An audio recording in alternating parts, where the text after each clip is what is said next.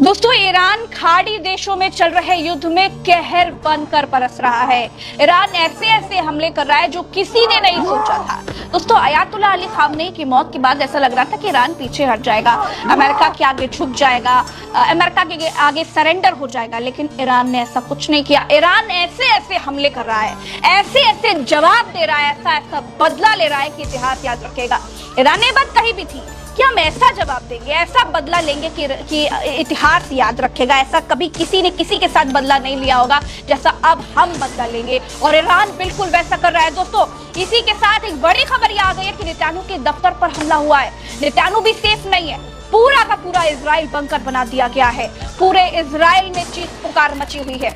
इस तस्वीर को देखिए, ये इजराइल का बहुत प्रमुख शहर बीरशेबा है। यहाँ पर ईरानी मिसाइलों ने कैसे तबाही मचाई है, इस तस्वीर को देखिए, इस खबर को देखिए कि कैसे नेतन्याहू के दफ्तर पर हमला हुआ। और अब नेतन्याहू भी सेफ नहीं है, नेतन्याहू भी बंकर छिपकर घूम रहे हैं, और उनको भी नहीं पता कि कल उनके साथ क्या हो जाएगा और ईरान अपने बदले की आग में क्या कुछ लेकर जाएगा। दोस्तों, बहुत सारी तस्वीरें आज आपको दिखानी है। खबरों से ज्यादा आज मैं आपको तस्वीरें दिखाऊंगी। सबसे पहले आप इस तस्वीर को देखिए दोस्तों, अमेरिका के कैसे हाथ पांव फूल गए हैं। ईरान ने अमेरिका के F-15 को मार गिराया है। देखिए, आपके सामने तस्वीर है दोस्तों, दूसरे एंगल से भी देखिए, और इस तस्वीर को भी देखिए जिसमें पायलट पकड़ा गया है। दोस्तों, ईरान ने ऐसे ऐसे बम बरसाए हैं कि इजराइल का एयर डिफेंस सिस्टम भी फेल हो गया है।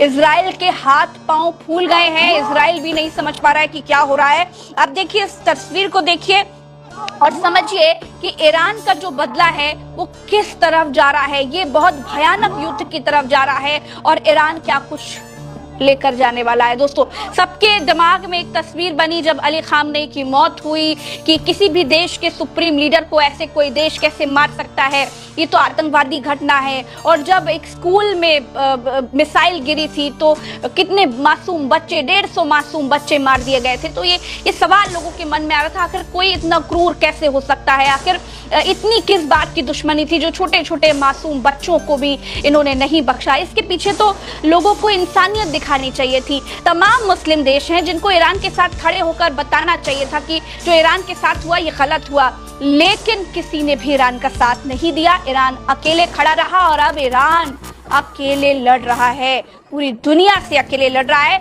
और इन तमाम खाड़ी देशों को ये बता रहा है कि अमेरिका ने तुम्हारा इस्तेमाल किया है। दोस्तों, आप इन तमाम तस्वीरों को देखिए। दोस्तों, लेबनान में बड़े पैमाने पर लोगों को निकाला जा रहा है, इवैक्यूएट करा जा रहा है।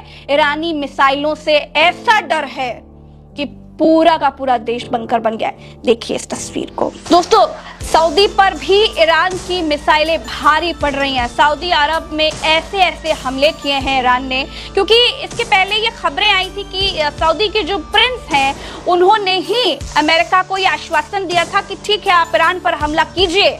और उसके बाद अब ईरान सऊदी अरब से कैसे बदला ले रहा है, आप उसकी तस्वीर देखिए।